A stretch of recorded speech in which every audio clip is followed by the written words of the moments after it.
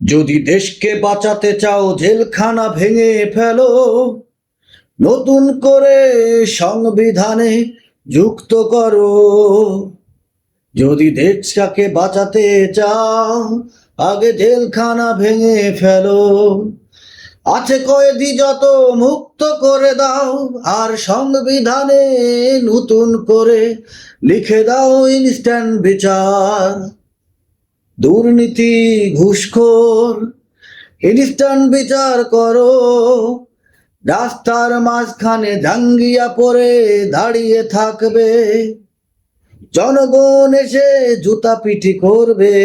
যদি লজ্জা থাকে কারো, দুর্নীতি করবে না।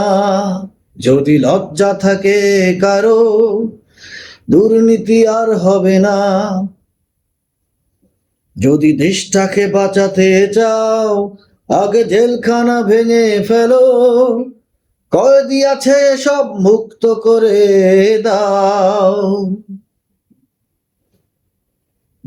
যে অপরাধ করবে সবাইকে সেই অপরাধের ইনস্ট্যান্ট শাস্তি দিতে হবে। এটা লেখা থাকবে ওই সংবিধানে। কেউ ধর্ষণ করলে প্রমাণ হবেই, প্রমাণ হলেই তাকে ব্রাশ ফায়ার করতে হবে। যদি দেশটাকে বাঁচাতে চাও আগে জেলখানা ভেঙে ফেলো, আর কয়েদি আছে যত মুক্ত করে দাও। দেশের উন্নতি হবে, সংবিধান ফেলে দিয়ে নতুন করে লিখে দাও। এই কথাটা ভাইবা দেখেন কি বললাম। দেশটাকে যদি বাঁচাতে চান আগে বাংলাদেশের জেলখানাকে ভাঙতে হবে। জেলখানাকে ভাঙার পর কয়েদি যত আছে সবাইকে মুক্ত করে দিতে হবে। মুক্ত করে দেওয়ার পর বলবেন কয়েদি ছাড়লে তো আরো অপরাধ বাড়বে। না, অপরাধ বাড়বে না। যখন যে অপরাধ করবে সেই অনুপাতে তার শাস্তি হবে, ইনস্ট্যান্ট শাস্তি। কোনো বিচার হবে না আদালতে। আদালতে সে যাবেই না। রাস্তায় যে অপরাধ করবে রাস্তায় তার বিচার হবে। বাড়িতে যে অপরাধ করবে বাড়ির মধ্যেই তার বিচার হবে। যে ধর্ষণ করবে ইনস্ট্যান্ট ব্রাশ ফায়ার হবে।